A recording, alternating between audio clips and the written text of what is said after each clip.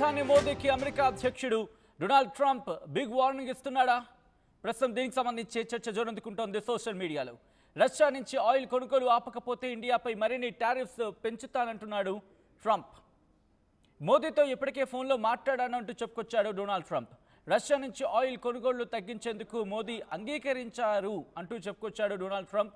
అయితే ట్రంప్ ఆరోపణను తిప్పికొట్టింది భారత్. అసలు మోదీకి ట్రంప్ ఫోన్ చేయలేదు అంటూ చెప్పుకొచ్చింది భారత్. దానికి సంబంధించి బిగ్ బ్రేకింగ్ న్యూస్ చూస్తున్నారు. మరి ముఖ్యంగా అసలు ఏం జరుగుతోంది అమెరికాలో, ట్రంప్కి ఏం జరుగుతోంది? బహుశా ట్రంప్ విషయంలో ఎక్కడా తప్పుపడడానికి ఉండకపోవచ్చు. ఎందుకంటే ట్రంప్కి ఇచ్చే ఇన్ఫర్మేషన్కి సంబంధించి, అంటే ఆయన దగ్గర ఉండే ఒక మంద ఉంటుంది కదా, ఒక మంద, ఆ మంద ఇచ్చే ఒక గ్రూప్, దాని ఏమంటారు, వాళ్ళక వాట్ ఎవర్ ఇట్ మేబీ, అదేదో అనుకోవచ్చు, ఒక మంద ఇచ్చే ఒక సమాచారాన్ని అక్కడ రెప్లికేట్ అవుతూ ఉంటుంది. అంటే ఆ కోటరీ, కరెక్ట్ వర్డ్ ఇది, ఆ కోటరీకి సంబంధించి ఆలోచించాలి. బహుశా ట్రంప్ని తప్పుదోవ పట్టించేందుకు ఆ కోటరీ కంకణం కట్టుకుంది. బహుశా ఈ అంశాలు ట్రంప్ దృష్టికి వెళుతున్నాయా వెళ్ళట్లేదా అనేది మరొక అంశం, అది వాళ్ళ ఇష్టం. బట్ ఇటు ట్రంప్కి నష్టం కలిగిస్తున్న అనడంలో ఎటువంటి అతిశయోక్తి లేదు. కొంతమంది దాంట్లో కూడా కొంతమంది మంచి వాళ్ళు ఉండొచ్చు కాక, but majority of the people, మెజారిటీగా మాట్లాడుకున్న సందర్భంలో మాత్రం ట్రంప్ కొంప ముంచడానికి ఉంది అనడంలో ఎటువంటి అతిశయోక్తి లేదని చెప్పుకోవాలి. ఎందుకంటే ప్రతిదీ అసలు ఏం జరుగుతుందో ఒకనొక సందర్భంలో డొనాల్డ్ ట్రంపే అన్నాడు కదా, మేము ఎక్కడి నుంచి రష్యా నుంచి అందిస్తున్నాం, నాకు అసలు అవగాహన లేదు, నాకు తెలియదు అని అర్థం వచ్చేలా చెప్పుకొచ్చాడు కదా. అటువంటి ట్రంప్ ఈరోజు ఏమంటున్నాడు? అటువంటి ట్రంప్ ఈరోజు భారత్కి సంబంధించి, అంటే రష్యా నుంచి కొనుగోళ్ళు, ఆ ఆయిల్ కొనుగోలుని పూర్తిగా ఆపేయమంటున్నాడు. రష్యా నుంచి కొనుగోలు ఆపకపోతే కనుక మరిన్ని టారిఫ్స్ విధిస్తానంటున్నాడు. మనకు తెలుగులో ఒక సామెత ఉంటుంది, ఏమని, నిండా మునిగిన వాడికి చలేంటని చెప్పి. అంతే కదా, ఎప్పుడైనా చన్నీళ్ళు ఒంటి మీద పోసుకున్నప్పుడు ఒక మగ్గు, రెండు మగ్గులు, లేకపోతే ఒక డొక్కు, రెండు డొక్కులు, ఒక మూడో డొక్కు, మహా అయితే నాలుగో డొక్కుకి చలి ఎగిరిపోతూ ఉంటుంది. అలాంటిది నిండా మునిగిపోతే చలే ఉంటుంది. ఇంక అక్కడ తెగించిన వాడికి ఇంకేం ఉండదు. ఇంకా తెగింపేవాడికి ఒక్కసారి తెగించడం మొదలు పెట్టేవాడికి భయం ఏదైనా, జంక్ ఏదైనా. ఇప్పుడు ఆ తెగింపు భారత్ ప్రదర్శిస్తోంది. బహుశా ట్రంప్కి సంబంధించి ఆయనని గైడ్ చేసే సందర్భంలో కావచ్చు, ఆయనకి సమాచారాన్ని చేరే సందర్భంలో కావచ్చు, ఆయనకున్న కోటరీ చేస్తున్న తప్పిది. ఆయన కోటరీని పూర్తిగా తప్పుపట్టాల్సిన సందర్భం ఉందా అంటే కనుక మెజారిటీ ఆఫ్ ద పీపుల్ మాత్రం అదే మాట వినిపిస్తున్నారు.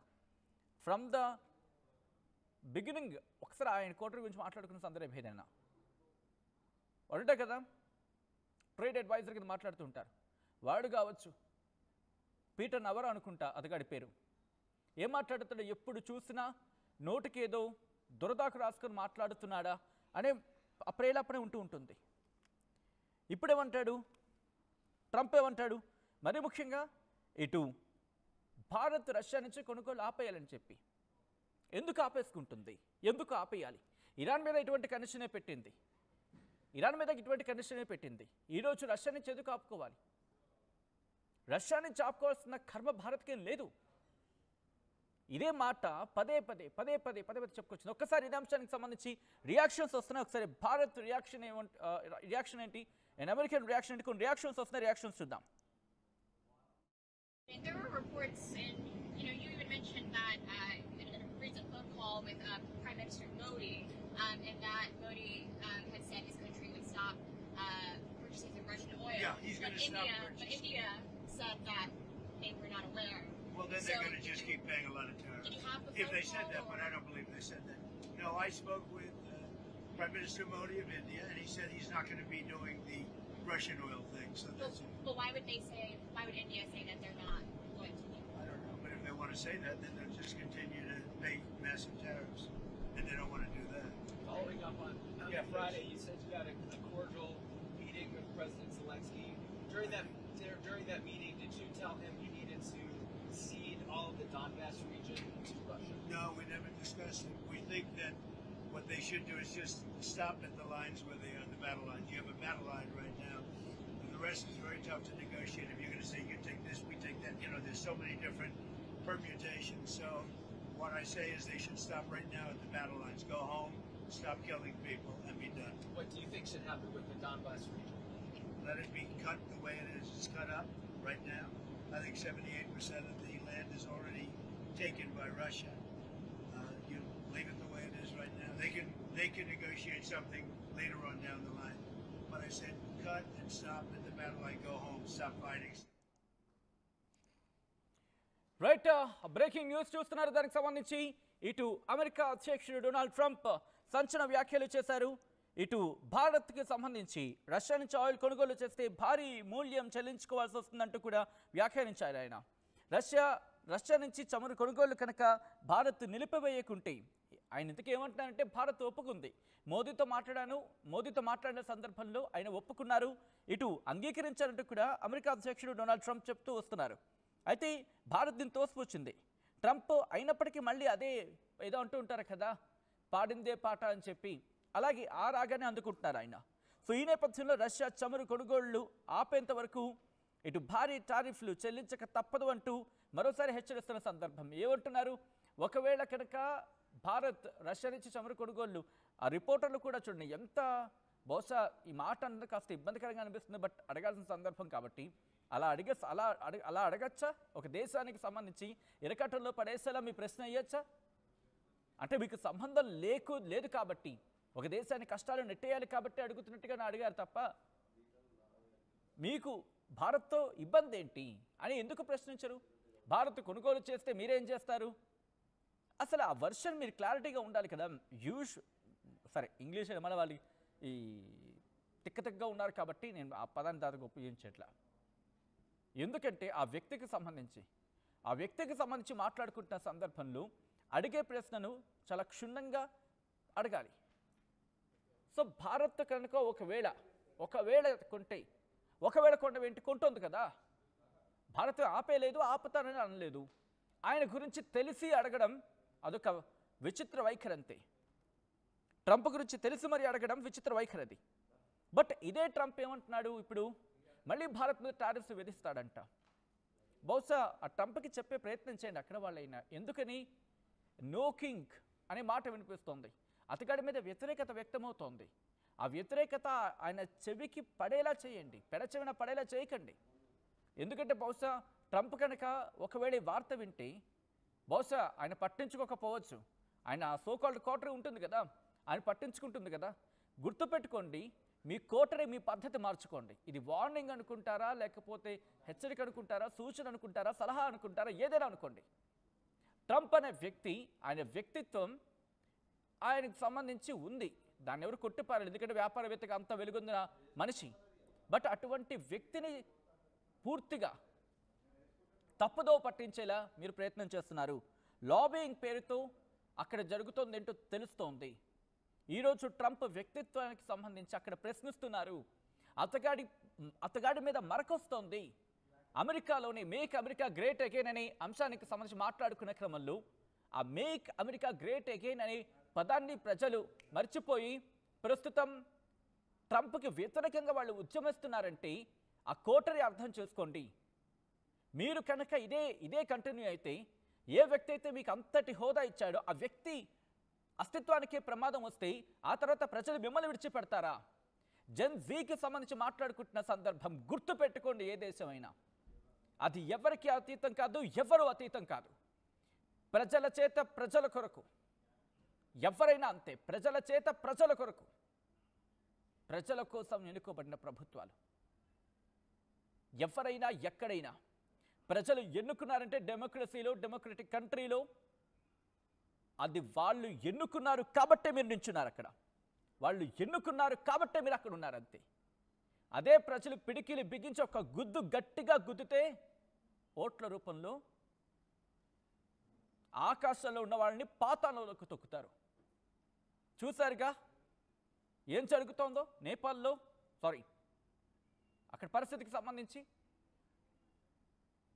ఇంకా మాట్లాడుకోవాల్సిన సందర్భం ఉందా? కాబట్టి ఈ ఉదాహరణని నేను జస్ట్ ఆ కోటరీకి చెప్పే ప్రయత్నం చేస్తున్నాను. ట్రంప్ కొంప ముంచి ఆ కోటరీకి ఇటు భారత్కి ఏమీ నష్టం ఉండదు. ఎందుకంటే కష్టాల్లోని కొట్లాడి తెచ్చుకున్న భారతం మాది. మీ సోకాల్డ్ పశ్చిమ దేశాలని ఏకమై ఇటు భారత్ను ఏడిపిద్దామనుకుంటే ఆ రోజే బ్రిటిష్ వాడికి చెంప చెళ్ళుమనిపించి వాడి బూటుతో వాడిని గుద్ది మా నేరును కాపాడుకున్న చరిత్ర మాది. మా మీద పంతం సాధిద్దామనో, మా మీద ఏదో నెగ్గేద్దామనో, మా మీద ఏదో కుతంత్రాలు పడదాం అనుకుంటే కనుక గుర్తు పెట్టుకోండి, భారతీయుడు అన్ని చోట్ల ఉన్నాడు, భారతీయుడు అంతటా ఉంటాడు. ఎక్కడికి వెళ్ళినా ఎలా ఉన్నా మాతృభూమిని మర్చిపోయే వాడు భారతీయుడు కాదు అండ్ కాలేడు. అలా జరిగే సందర్భాలు కొంతమంది మూర్ఖులు ఉండొచ్చు కాక, వాళ్ళ గురించి నేను ఇక్కడ ప్రస్తావించను. ఏ దేశం ఎక్కినా, ఎందుకు కాలిడినా, పొగడరా నీ తల్లి భూమి భారతిని, నిలుపరా నీ జాతి నిండు గౌరవము. ఇది మాకు మేము నేర్చుకుంది, ఇది మాకు నరనరాల్లో జీర్ణించుకుపోయింది. ఎస్, ప్రతి కుటుంబంలో ఉండటం మా దగ్గర కూడా ఉంటాయయ్యా, కానీ కుటుంబంలో కలిసికట్టుతనం ఎలా ఉంటుందో మా దగ్గర మీకేం తెలుసయ్యా? కుటుంబాలు, కుటుంబ వ్యవస్థలు. ఒక్కసారి భారతదేశంలో అడుగుపెట్టారు, వచ్చి చూడండి.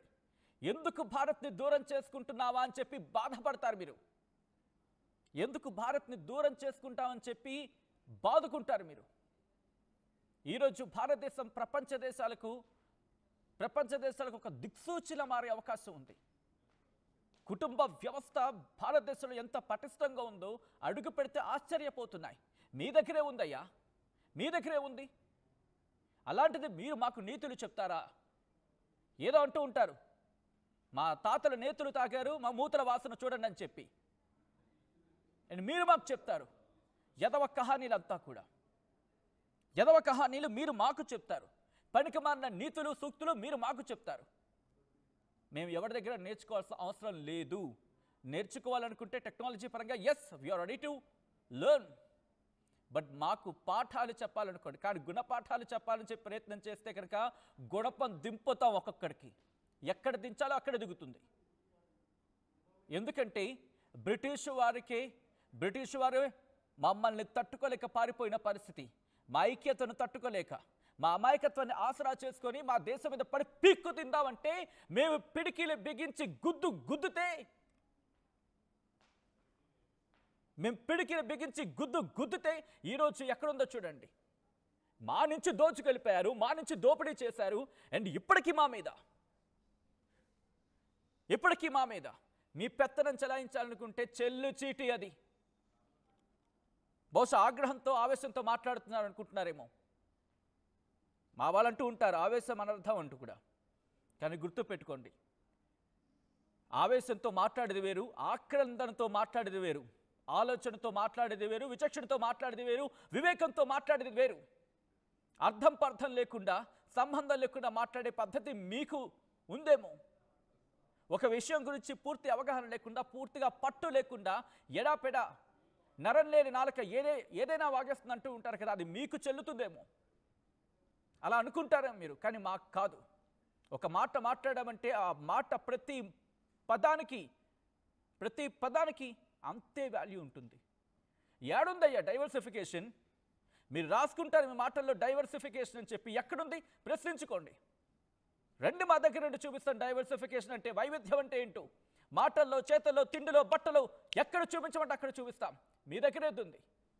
ఉదయం నుంచి రాత్రి వరకు సూటు బూటు. నేను వస్త్రధారణ గురించి నేను కించపరచాలనుకోవట్లేదు. బట్ ఇదే సందర్భంలో మీరు మా అస్తిత్వం మీద కొట్టాలనుకుంటే, కర్రపోయిలు మాకెప్పుడు అలవాటు, మేము కనుక కట్టెల పొయ్యికి వెళ్ళాలని చెప్పి మీరు అనుకుంటే మాతో పాటు ప్రపంచం మొత్తం వస్తుంది. గుర్తుపెట్టుకోండి. ఈరోజు మా దగ్గర నుంచి చమురు కొనుక్కుంటున్న ఆ పశ్చిమ దేశాలను ప్రశ్నించలేని మీ పాత్రలు వృధా, మీ కోటరి వృధా. ఏదో కనికట్టు చేద్దాం అనుకుంటున్నారేమో, జరగదు. కుట్రలు, కుతంత్రాలు ఒకప్పటి కాలం మీకు చెల్లుతుందేమో. ఇది ఆధునిక భారతావని, ఇది ఆధునిక భారతం. వెధవేషాలు వేసినా, తిక్కవేషాలు వేసినా జరిగేది మహాభారతమే, యుద్ధమే. అది యుద్ధానికి మీరేదో పురుకొల్పే ప్రయత్నం చేస్తున్నారేమో. అది ఏ దేశమైనా గుర్తుపెట్టుకోండి, యుద్ధాలు ఎవరు కోరుకోవటం లేదు. యుద్ధం చల్లారుస్తున్నామన్న పేరుతో యుద్ధాలు సృష్టించే వాళ్ళకి, మాటలతోని యుద్ధాన్ని ఆపే ప్రయత్నం చేసే వాళ్ళకి చాలా వ్యత్యాసం ఉంటుంది. అండ్ ఇప్పుడు మీరు రష్యా గురించి మాట్లాడుకుంటే మీకేం తెలుసయ్యా మైత్రి బంధం, స్నేహబంధం? మీకు ఎప్పుడూ అవసరాల కోసం పాత్రలు తొక్కే బ్యాచ్ తప్ప మీది ఇంకేమైనా ఉందా? మీరు మీ చరిత్ర ఏంటో మీరు చదువుకోండి. పక్కోడు చెప్పితే చాలా చండాలంగా ఉంటుంది. కాబట్టి మాకు సలహాలు సూచనలు ఇచ్చే బదులు ఒకసారి ఆలోచించుకునే ప్రయత్నం చేయండి. అండ్ ట్రంప్ విషయంలో నిజంగా ట్రంప్కి సంబంధించి ఆయన తప్పట్టాల్సిన అవసరం లేదు. ఎందుకంటే ఎంత ప్రపంచ దేశాలను చూస్తున్న సందర్భంలో ఆయన కోటను ఆయన నమ్ముకుని ఉంటాడు కాబట్టి ఆ కోటర విషయంలో మాత్రం కాస్త క్లారిటీ తప్పుతున్నా ఎటువంటి అతిశక్తి లేదు. మీకేమనిపిస్తుంది? మాట్లాడే ప్రయత్నం చేయండి. అండ్ మనం మన దేశం గురించి మాట్లాడకపోతే ఇంకెవడో మాట్లాడతాడు. పక్కవాడు ఎవడో వచ్చి మన దేశం గురించి మాట్లాడుతూ ఉంటే వాడికి సమాధానం చెప్పాల్సిన బాధ్యత కనీసం మన మీద ఉండదా చెప్పండి? కనీసం ఆలోచించే ప్రయత్నం చేయండి. బహుశా అన్నమాట మీకు కాస్త చివుకు అనిపించవచ్చు, చివుగ్గా మీ గుండెకి తగలచ్చు. కానీ అంటుంది ఏంటంటే కనుక use our platforms, what ever it be the platform. Social మీడియాలో మాట్లాడండి, తిప్పికొడదాం. తెలియాలి భారతీయ పౌరు అంటే ఏంటో. ఒక్కసారి ఇదే అంశానికి సంబంధించి డొనాల్డ్ ట్రంప్ అమెరికా అధ్యక్షుడు ఏమంటున్నాడో చూద్దాం. And there were reports, and you even mentioned that there was a phone call with Prime Minister Modi, and that Modi had said his country would stop purchasing the Russian oil. Yeah, he's going to stop But purchasing. India said that they were not aware. Well, then they're going to just keep paying a lot of tariffs. Did you have the If they phone said call, that, but I don't believe they said that. No, I spoke with Prime Minister Modi of India, and he said he's not going to be doing the Russian oil thing. So that's it. But why would India say that they're not going to? I don't know, but if they want to say that, then they'll just continue to pay massive tariffs, and they don't want to do that. Following up on Friday, you said you had a cordial meeting with President Zelensky. During that meeting, did you tell him you needed to cede all of the Donbass region to Russia? No, we never discussed it. We think that what they should do is just stop at the lines where they are, the battle lines. You have a battle line right now. And the rest is very tough to negotiate. If you're going to say, you take this, we take that, there's so many different permutations. So what I say is they should stop right now at the battle lines. Go home, stop killing people, and be done. What do you think should happen with the Donbass region? Let it be cut the way it is. It's cut up right now. I think 78% of the land is already taken by Russia.